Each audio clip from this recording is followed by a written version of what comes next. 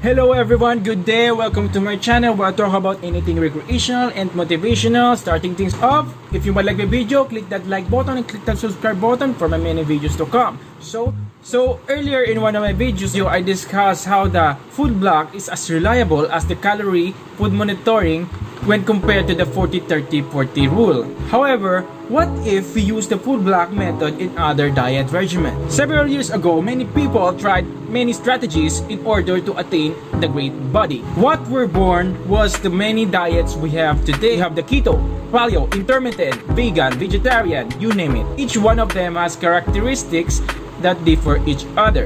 But the most effective diet I can say of them all, what more is the ease and the convenience in the schedule. Ladies and gentlemen, let me introduce you to the intermittent fasting and use the block. I will call it the intermittent block.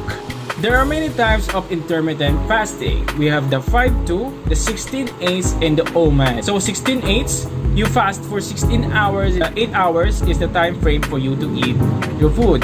Then the OMAD is simply means 1 meal a day. So in this video, for simplicity purposes, I won't discuss the different types of intermittent fasting. However, I will focus on one of them, which is the 16-8. Well, as a disclaimer, have you ever heard of the keto flu? This diet, you can also experience the keto flu.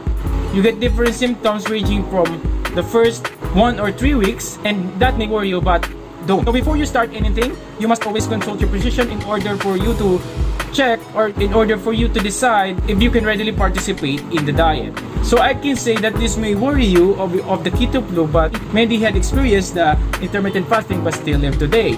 That includes me. Why so is the intermittent fasting good?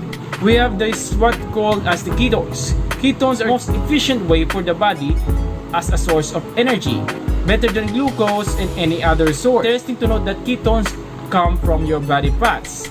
So it shreds all the fats and converts it to energy, and through intermittent fasting that you can lose 0.1 kilograms to 0.5 kilograms in just a week. One thing to note is that intermittent fasting doesn't really have limits. What important thing is the time of eating. However, keeping in mind what you will really eat will reflect your health in the long run.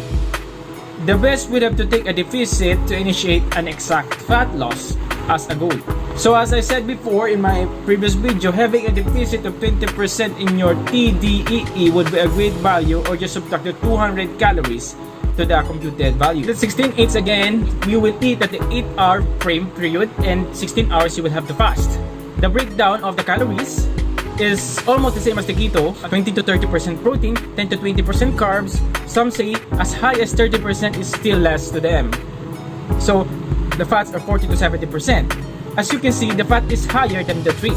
The reason behind this is the fact that the fats initiate a better ketone production. Carbohydrates awaken a hormone called insulin, so it is better to limit the carbohydrate intake. Your best bet would be the fats in the protein. Going also in the phrase that there are essential fats. What are essential fats? The vitamins and minerals. Then there is essential amino acids, which is the components of protein. But there are no essential carbs. So carbs naturally are not a basic requirement, but accordingly, many fats are typically contained inside the carbohydrate vessel, such as green and other vegetables, though they may be an exception because of the minimal amount of carb they can have. I already said the breakdown of the calories. So what about in examples? So take a look at this table of my diet in December 19, 2019. The birch tree, full cream milk with 20 grams with protein of 1 block, carb 1, and fats of 2 blocks. The Milo with 15 grams, the protein is 0, carbs is 1, fat is 1 block. The pork 14 grams, 1 protein, carbs 0, and fat 1 block. Egg wrapper, we have 27.4 grams, protein of 0, carbs of 2, fats of 0. Well, this pork, the ground pork here in an egg wrapper is what we call as the lumpia in our cuisine. So then next is the eggs. We have 3 eggs, 134.3 grams, protein of 2, carbs of 0, and fat of 4. The bananas, we have 59.7 grams, protein of 0, carbs of 1, fats of 0. The cucumber with peel, 72.5 grams, protein of 0, carbs of 0, fats of 0. Walnuts, almonds, 10.5 per walnuts, 20 per almonds, 0, 0, 2, 1, 0, 3 correspondingly. Pork, 59.7 grams, we have 4 protein, carbs of 0, fats of 3. We have the negligibles of the potato and cabbage. Vinegar, cider vinegar, we have 20 grams, protein of 0, carbs of 0, fats of 0. Real mayonnaise, 15 grams, protein of 0, carbs of 0, fats of 3. Olive oil, protein 0, carbs 0, and fat. Next is the dinner. So pork, fresh loin tops. Pork chop, we have 85.1 grams. Protein is 3, carbs of 0, fats of 3. Potato is 25.6, which have negligible blocks. Squid, 52.8 grams, protein of 1, carbs of 0, fats of 3. Plum tomato, 79.3, protein of 0, carbs of 0, fats of 0. Select the fortified milk, 245 ml. We have protein of 1, carbs of 1, and fats of 3. In total, the protein is 14 grams for the whole day of my 16-8 diet. The carbs of 6 blocks, and the fat is a total of 30 blocks. So the total block is 50 blocks. As you can see, I have a lot for lunch. First part is a chocolate milk mixture of 2 brands, the Milo and the Birch Tree. This provides me with the calcium, mainly ground pork wrapped in egg wrapper. As I said, it's called lumpia. Next are a bunch of 3 eggs. Why do I eat 3 eggs? Well, it contains a lot of nutrients like calcium, phosphorus, and vitamin A. Many say that eggs are bad. What makes it bad then? One word: cholesterol. But the body creates its own cholesterol. That explains why brain used in the common soup base in the Philippines can cause a lot of Filipinos to suffer an increased blood pressure. The brains typically have high amounts of cholesterol. What I want to say is that the body creates and produces its own cholesterol but then adjusts to the intake we have. Say take a 730 mg of cholesterol from eggs, then the body will create 170 mg deficit. Yeah, the body produces 2000 mg of cholesterol daily. Filipinos are made to believe that when you eat foods with cholesterol, you're in for a smack behind your neck. Well, I can say this, a disclaimer, I am not a physician and I'm not a doctor. I can say is, you can experience a rise in blood pressure. Well, that only happens if you eat a lot of high cholesterol foods exceeding the 2000 mg threshold. My advice is, if you are concerned about this, you must not eat a high cholesterol food in the evening if you recall eating one in the morning. Or avoid eating high cholesterol foods always in the evening. You see many high blood people who are participating in drinking parties in the evening, eating those pork fats and foods and other foods to ease their pleasure, complaining the other day about the complications. So much for the eggs. We have the banana, our secondary source of potassium. We have the cucumber. Cucumbers are potassium source too, though it's very little amounts and have a very little vitamin K to boot. Also said to be an antioxidant. I'm not sure about that though. You can search it yourself. So we have the 2 nuts, they have the walnuts and the almonds. Nuts particularly have high amounts of fat as seen by the table. All of them are primary source of fat. In high amounts though, it will be overwhelming.